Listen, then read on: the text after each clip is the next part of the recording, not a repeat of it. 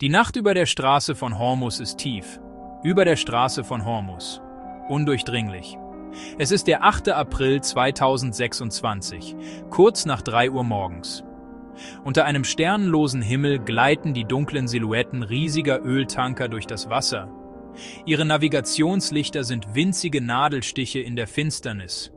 5 Wochen lang war diese Wasserstraße eine Bühne des Krieges, ein Symbol für eine Welt am Rande des Abgrunds. Doch in dieser Nacht herrscht eine trügerische Stille. Die Welt hält den Atem an. Ein Waffenstillstand wurde verkündet, ein Hoffnungsschimmer, nach einem Konflikt, der mehr als 3400 Menschenleben gefordert hat. Dieser Frieden ist jedoch zerbrechlich.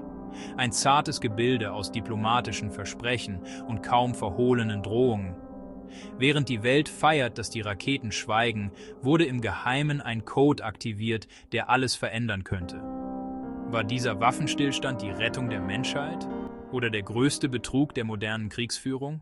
Der plötzliche Waffenstillstand, der die Welt überraschte, war das Ergebnis fieberhafter Diplomatie, die von einem unerwarteten Akteur angeführt wurde: Pakistan.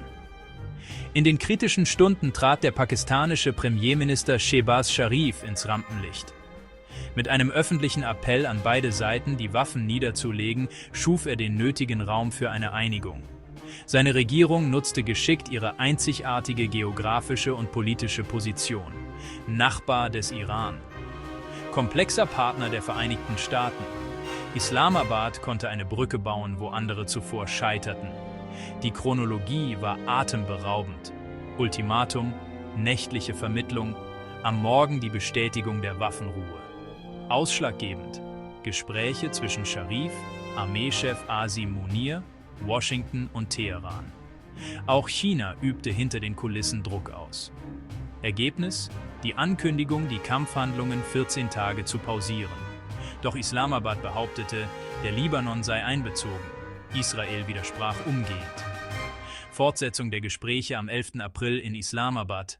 Eine hochrangige US-Delegation wird erwartet. Pakistan hat ein Zeitfenster geschaffen. Ob es Frieden bringt oder nur eine taktische Atempause bleibt, entscheiden die nächsten Tage. Die Ankündigung des Waffenstillstands wirkte wie ein Adrenalinstoß für die globalen Finanzmärkte. Nach 5 Wochen lähmender Unsicherheit kam die Deeskalation einer Erlösung gleich. Die Straße von Hormuz ist die Arterie des Ölhandels, rund 20% des weltweiten Flusses. Allein die Aussicht auf Öffnung ließ die Preise abstürzen. Brent fiel um fast 13% auf etwa $95. WTI sackte nachbörslich auf unter $98.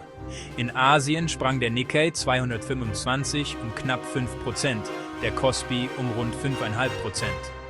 Die Rallye schwappte nach Europa und in die USA. Ökonomen sprechen von einer wirtschaftlichen Ausfahrt, einem Atemholen, um einen Kollaps zu verhindern. Doch trotz Einbruch liegt Öl weiter deutlich über Vorkriegsniveau. Unklar bleibt, wie schnell der Transit normalisiert. Teheran fordert Dominanz über Hormuz, für die USA und Verbündete inakzeptabel. Angriffe in Iran, Bahrain, den Emiraten und Kuwait hinterlassen kostspielige Schäden. Der Waffenstillstand verschafft der Weltwirtschaft Luft, doch sie bleibt dünn. Ein Scheitern in Islamabad könnte die Märkte erneut abstürzen lassen. Während die Raketenwerfer und Bombergeschwader vorerst schweigen, tobt ein anderer Krieg unvermindert weiter, in der Welt der Nullen und Einsen. Dieser Schattenkrieg entzieht sich klassischen Waffenruhen. Ziele: Häfen, Energieversorger, Finanzsysteme, Regierungsnetzwerke. Sie hinterlassen keine Krater und können doch Volkswirtschaften lahmlegen. Zunehmend kommen KI-gesteuerte Programme zum Einsatz, die autonom Ziele identifizieren, Schwachstellen ausnutzen und maximalen Schaden anrichten. Von Lieferkettenstopp bis Stadt-Blackout, ohne eine einzige Bombe. Waffenstillstände fokussieren Militäraktionen und decken Cyber oft nicht ab. Die Attribution ist schwierig, perfekte Abstreitbarkeit. Iranische Cybereinheiten, eng mit den Revolutionsgarden IRGC verbunden. Auch die USA und Israel agieren offensiv.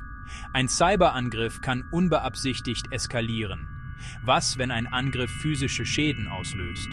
Dann kann aus Bytes wieder Blei werden. Der Konflikt entflammt. Ein entscheidender Riss im Fundament des Waffenstillstands wurde sofort sichtbar, als Israel klarstellte, der Kampf im Libanon geht weiter. Zwar akzeptierte Israel die Pakistan-Abstimmung mit Iran, doch Netanyahu erklärte, sie gelte nicht für den Krieg gegen die Hisbollah. Dies widersprach Pakistans Darstellung. Neue Evakuierungen rund um Tyrus.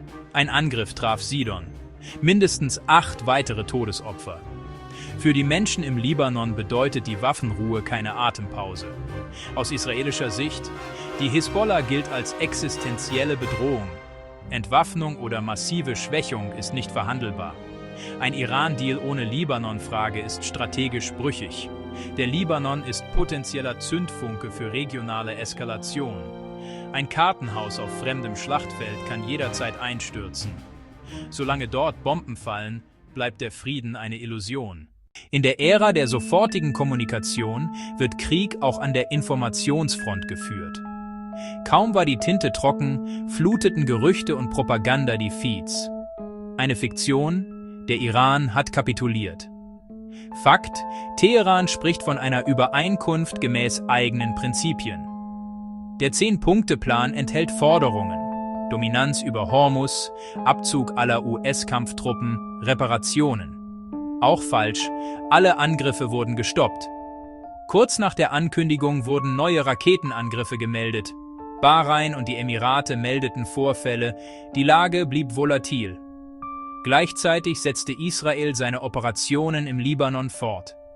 Die US-Reaktion schwankte, erst machbare Grundlage, später Teile als betrügerisch bezeichnet.